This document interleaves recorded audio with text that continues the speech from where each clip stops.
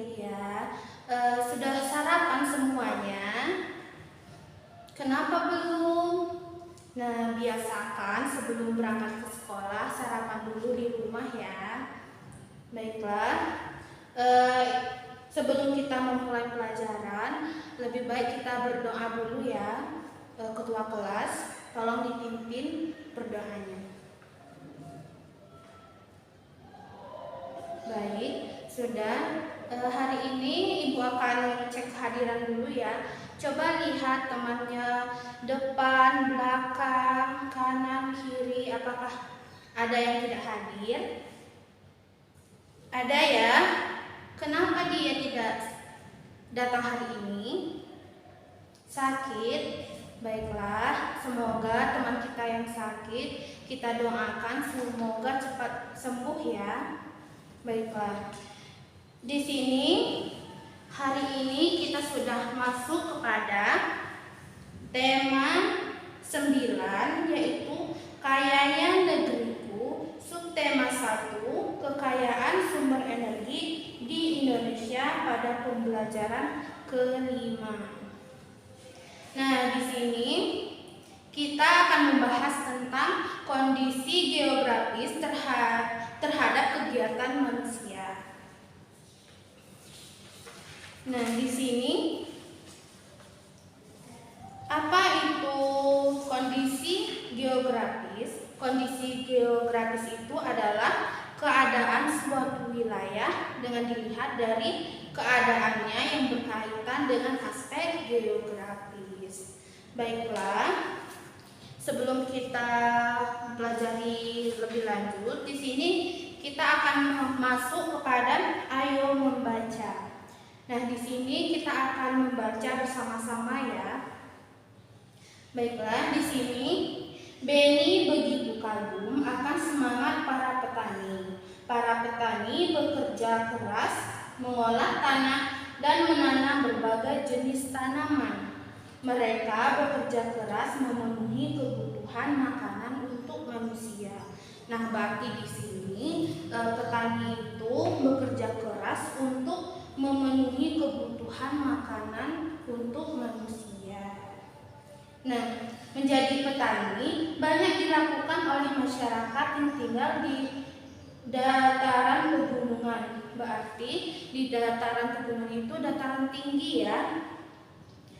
Nah, juga ada yang di dataran rendah itu seperti nelayan. Mereka semua bekerja keras untuk memenuhi kebutuhan hidupnya sendiri dan masyarakat luas. Hal ini menunjukkan adanya keterkaitan daerah dan sumber daya alam dengan aktivitas manusia. Nah, di sini ada beberapa kegiatan ekonomi masyarakat yang tergantung kepada sumber daya alamnya. Contohnya di sini ada masyarakat daerah pantai. Kita baca bersama-sama. Di sini, pantai merupakan batas pertemuan antara daratan dengan lautan. Pantai menyuguhkan pemandangan yang sangat indah. Pantai menjadi sumber daya alam yang berharga bagi Indonesia. Indonesia memiliki banyak pantai yang terbentang dari Sabang sampai Merauke. Kegiatan ekonomi utama masyarakat di sekitar pantai adalah sebagai nelayan. Nah, jadi pekerjaan di sekitar pantai itu lebih ke nelayan. Kemudian di sini yang kedua, masyarakat daerah laut. Potensi perikanan laut di Indonesia sangat besar. Hal ini karena sebagian besar wilayah Indonesia adalah lautan. Laut memiliki banyak potensi. Kita bisa memanfaatkan berbagai hasil laut seperti ikan, mutiara, kerang, kepiting, udang, dan rumput laut. Di laut juga ada kegiatan penyebaran sumber energi minyak bumi. Nah, di sini kita masuk yang ketiga yaitu masyarakat daerah sungai. Sungai merupakan lingkungan alami yang yang sangat penting bagi sebagian orang. Sungai dipergunakan sebagai sumber air bagi kehidupannya. Namun, bagi sebagian orang yang lain, sungai juga digunakan sebagai sumber pengairan bagi pertaniannya. Sungai yang dibendung dapat dialirkan ke sawah-sawah. Jadi, begitu banyak manfaat dari sungai. Kemudian yang keempat, ada masyarakat dataran tinggi.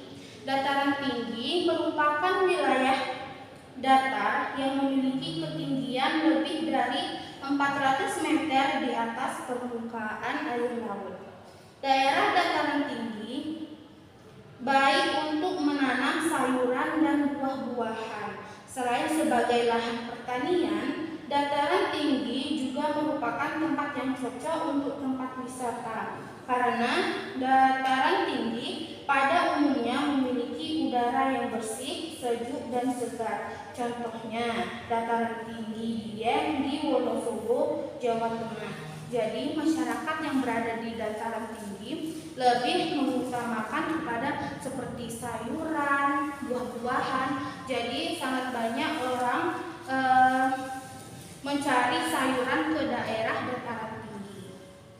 Kemudian, masyarakat dataran rendah.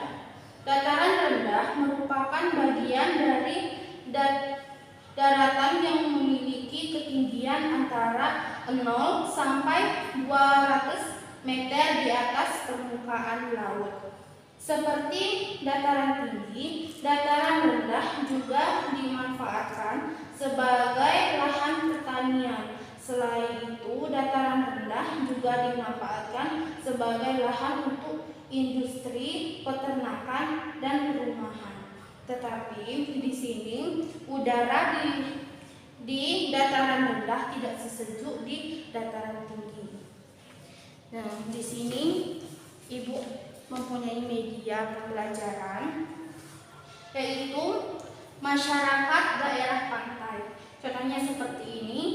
Contoh masyarakat dengan ekonominya tadi adalah menjadi nelayan. Jadi masyarakat yang berada di pantai lebih ekonominya tergantung pada pencapaian nelayan. Kemudian masyarakat daerah laut, di sini mereka sangat banyak seperti menangkap ikan. Masyarakat daerah sungai juga seperti ini. Di daerah sungai itu seperti ada pasar apung juga ada. Kemudian masyarakat dataran tinggi lebih kepada pertanian, perkebunan karena sesuai dengan kondisi alamnya dan udara yang sejuk. Kemudian masyarakat dataran rendah di sini berbeda dengan dataran tinggi karena dataran rendah lebih seperti perumahan, industri, dan udaranya pun tidak sesejuk dataran tinggi lagi. Nah, apakah anak-anak Ibu ada yang mau ditanyakan?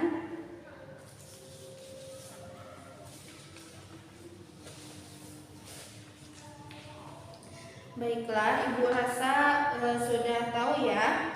Di sini kita akan masuk ke ayo berlatih. Ini kita akan kerjakan sama-sama, yaitu yang pertama, kumpulkan informasi tentang aktivitas ekonomi yang ada di lingkungan daerah tempat tinggalmu. Kedua, kelompokkan aktivitas ekonomi tersebut berdasarkan lingkungan alam yang cocok. Nah, di sini ada contohnya seperti pantai, laut, sungai, dataran tinggi, dan dataran rendah. Di sini kita akan mengumpulkan informasi tentang aktivitas ekonominya. Kita kerjakan sama-sama ya.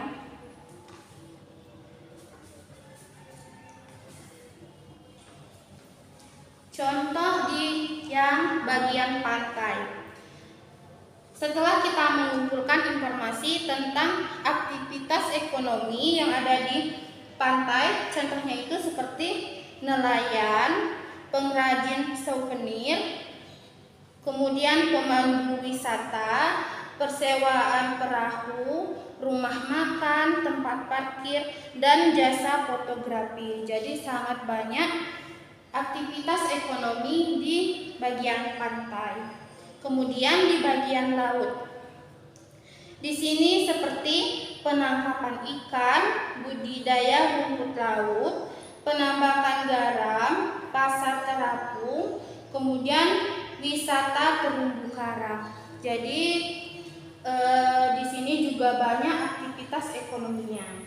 Di sini bagian sungai.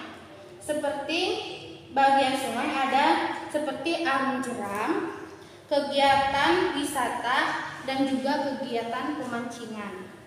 Kemudian dataran tinggi seperti pertanian, pariwisata, perkebunan, dan pendakian karena sesuai dengan letak kondisi geografisnya, dan juga dataran tinggi ini memiliki udara yang sejuk dan segar. Kemudian di dataran rendah di sini ada perumahan, peternakan, dan perdagangan. Baiklah, Ibu rasa materi kita juga kalian sudah paham. Jadi kita masuk ke ayo renungkan. Apa yang kamu pelajari hari ini? Kira-kira apa ya yang kita pelajari hari ini? Yaitu kita pelajari ini adalah kita dapat belajar tentang pantai, laut, sungai, dataran tinggi, dan dataran rendah, serta aktivitas ekonominya. Apa ya manfaat yang dapat kita ambil melalui pembelajaran hari ini? Kita dapat mengetahui kondisi geografis terhadap kegiatan manusia. Baiklah, mungkin itu materi kita hari ini. Ibu harap belajar lagi di rumah ya. Untuk pembelajaran selanjutnya kita sudah masuk ke tema 9, subtema 1, pembelajaran ke-6. Baiklah, Ibu harap besok sudah ada yang tahu sedikit-sedikit tentang pembelajaran yang akan kita bahas besok. Baiklah, sebelum pulang lebih baik kita berdoa dulu ya. Untuk ketua kelas silakan dipimpin doanya.